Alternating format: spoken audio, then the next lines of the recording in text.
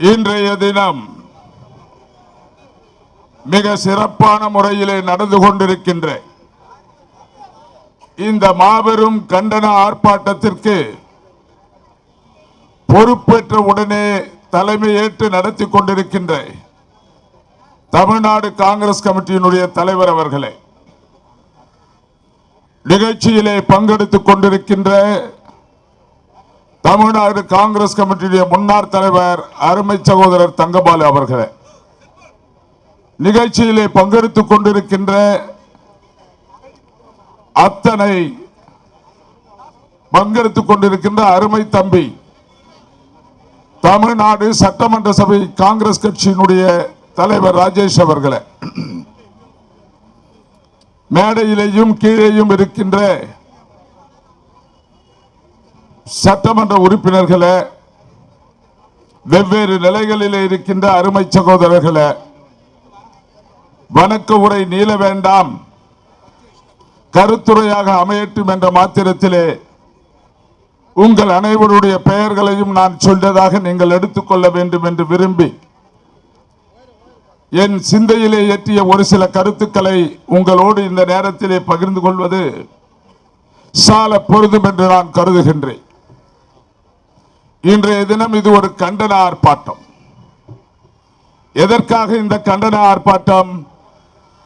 நம்முடைய வங்கி கணக்கு, நம்முடைய கட்சியினுடைய வங்கி கணக்கு முடக்கப்பட்டிருக்கின்றது. எங்கே கையை வைக்க வேண்டுமோ அங்கே கையை வைக்கின்றார் நரேந்திர மோடி. முதலிலே எங்கே கையை வைக்க வேண்டுமோ அங்கே பாராளுமன்றத்திலே கையை வைத்தார்.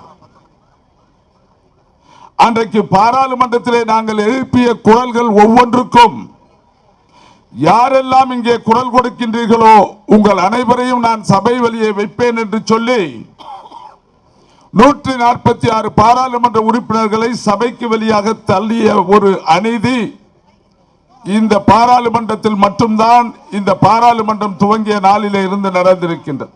எனவே அன்றைய தினம் பாராளுமன்றத்திலே 140 பேரை தன்னால் வெளியே செல்ல முடியும், பாராளுமன்ற உறுப்பினர்களையே நான் வெளியே தூக்கி போடுவேன், இந்த பாராளுமன்றத்திலே எதிர்க்கட்சிகள் காலியாக இருந்தாலும் நான் செயல்படுவேன் என்று தன்னுடைய அதிகாரத்தை உலகத்திற்கே உணர்த்தியவர் இந்த நரேந்திர மோடி என்பதை நீங்கள் யாரும் மறந்துவிடக் கூடாது. நான் பாராளுமன்றத்திலே பேசிய கடைசி உரைக்கு முன் உரையிலே சொன்னேன். ஏனென்றால் பாராளுமன்றத்திலே 2 முக்கியமான மனிதர்கள் இருக்கின்றீர்கள். ஒருவர் பிரதம மந்திரி, மற்றொருவர் உள்துறை அமைச்சர். நீங்கள் இருவருமே சொல்லி வைத்தார் போன்று நாங்கள் 450 இடங்களை வெல்லப் போகின்றோம், மன்னிக்க வேண்டும் 400 இடங்களை வெல்லப் போகின்றோம். இந்த 400 இடங்களை நாங்கள் வென்று மீண்டும் நாங்கள் இங்கே ஆட்சியிலே வருவோம். ஆட்சியிலே வருவது மட்டுமல்ல, இங்கே எதிர்க்கட்சியிலே அமர்ந்து கொண்டிருக்கின்ற எதிர்க்கட்சியினுடைய உறுப்பினர்களும் குறிப்பாக காங்கிரஸ் கட்சியை சார்ந்த உறுப்பினர்களும் வரப்போகின்ற புதிய பாராளுமன்றத்திலே பொதுமக்கள் உட்கார்கின்ற இடத்திலே உட்கார்ந்து கொண்டுதான் இதை பார்க்க வேண்டும். அவர்கள் அவையில் கூட வர முடியாது என்று சொன்னதற்காக நான் சொன்னேன். மாண்புமிகு உள்துறை அமைச்சர் அவர்களே அவர் இருந்தார் நான் பேசுகின்ற பொழுது. 2 பேரும் ஒரே வழியாக நீங்கள் 400 இடங்களை வெற்றி பெறுவேன் என்று சொல்லுகின்றீர்களே, ஏன் 400 இடங்கள் என்று சொல்லுகின்றீர்கள்? 450 என்று சொல்லுங்கள் என்றேன் சொன்னேன் நான் பாராளுமன்றத்திலே. சொன்னவுடன் எதிர்க்கட்சி தலைவர்கள் எல்லாம் என்ன இவர் அவர்களுக்கு இப்படி பேசுகின்றார் என்று என்னுடைய பேச்சை சிலர் புரிந்து கொள்வது கிடையாது, புரிந்து கொள்ள முடியவில்லை. சிலரால் நான் பேசுகின்றதை வெளியே கூட சிலர் தவறுதலாக சொல்வதை நான் காண்கின்றேன். சற்று புத்தியை கூர்மையாக வைத்துக் கொண்டு நான் கவனிக்க வேண்டும் என்று கேட்டுக்கொள்கின்றேன். 450 இடங்களை நீங்கள் சொல்லுவீர்கள், வென்று வருவீர்கள் என்று சொல்லுங்கள். ஏன் 400 இடங்கள் என்று சொல்லுகின்றேன்? இதில் கஷ்டம் என்ன இருக்கின்றது உங்களுக்கு? ஏற்கனவே 400 இடங்களை எப்படி வெல்ல வேண்டும் என்று அந்த இவிஎம் மிஷின்களை பொறுத்து விட்டீர்கள். இன்னும் ஒரு 50 பயிர்களை பொறுத்து விட்டால் நீங்கள் 450 இடத்திலே வெற்றப் போகின்றோம் என்று சொன்ன பிறகுதான் அவையே புரிந்து கொண்டது. அனைவரும் எதிர்க்கட்சியை சார்ந்தவர் அவர்கள் கைத்தட்டினார்கள். எதற்காக இதை சொல்லுகின்றேன் என்றால், நரேந்திர மோடியினுடைய திட்டம் முக்த் பாரத் காங்கிரஸ், காங்கிரஸே இல்லாத ஒரு இந்தியாவை உருவாக்க வேண்டும் என்ற இடத்திலே நரேந்திர மோடி இன்றைக்கு ஈடுகொடுக்கின்ற ஒரு அம்சம்தான் நம்மை செயல்பட விடாமல் தடுப்பதற்காக இந்த வங்கி கணக்குகளை முடக்கி போட்டிருக்கின்றார்கள். இந்த வங்கி கணக்கு நரேந்திர மோடி வைத்துக் கொண்டிருக்கின்ற பணத்தை விட மோசமான பணம் அல்ல எந்த விதத்திலேயும். அண்மையிலே 5 உச்ச நீதிமன்ற நீதிபதிகள் அவர்கள் சொன்னார்கள், இந்த எலக்ட்ரல் பாண்ட், எலெக்ஷன் பத்திரம், தேர்தல் பத்திரம் என்பதன் மூலமாக எந்த கட்சியாக இருந்தாலும் அவர்கள் சேர்த்திருக்கின்ற பணம் அத்தனையும் தவறான பணம். அந்த பணத்தை அவர்கள் பயன்படுத்தக்கூடாது. எவ்வளவு கோடி பணங்கள் நீங்கள் சேர்த்திருக்கின்றீர்கள் என்று தெரியப்படுத்த வேண்டும் என்று அந்த மிக உயர்ந்த அந்த நீதிமன்றம் அன்றைக்கு குறிப்பிட்டிருக்கின்றது.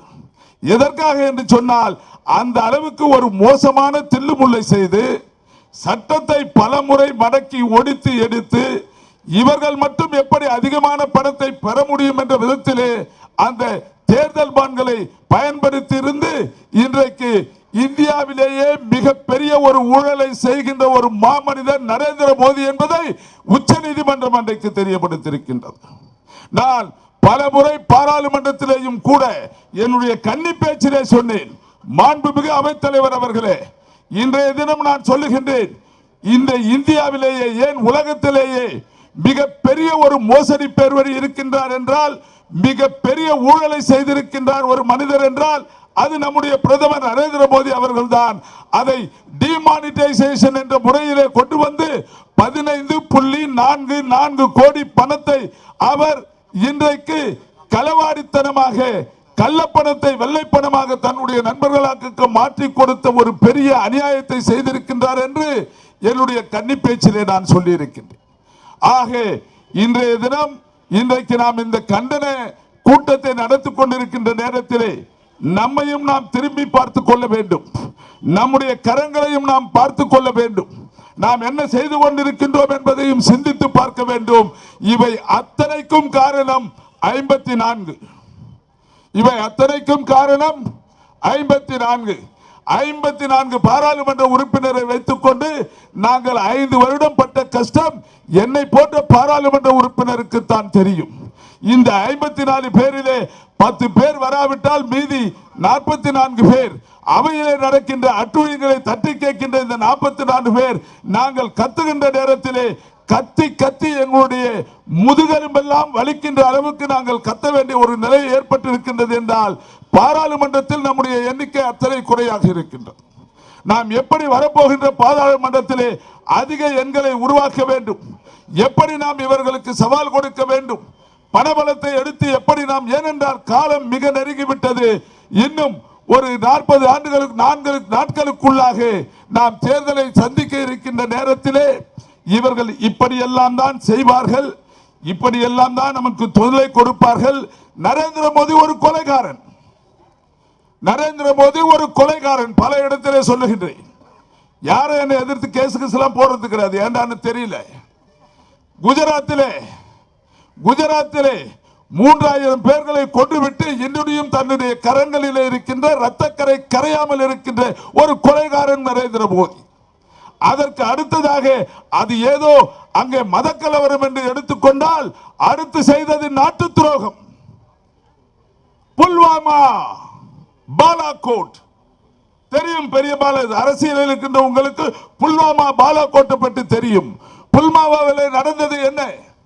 நம்முடைய ராணுவ வீரர்களை எல்லைக்கு எடுத்து செல்லுகின்றோம் என்று எல்லா விதிகளையும் மூடி விமானத்தில் செல்ல வேண்டியவர்களை வாகனத்திலே எடுத்து சென்று அவர்களை ஒரு இடத்திலே நிறுத்தி வேறு ஒரு வாகனத்திலே வெடிகுண்டை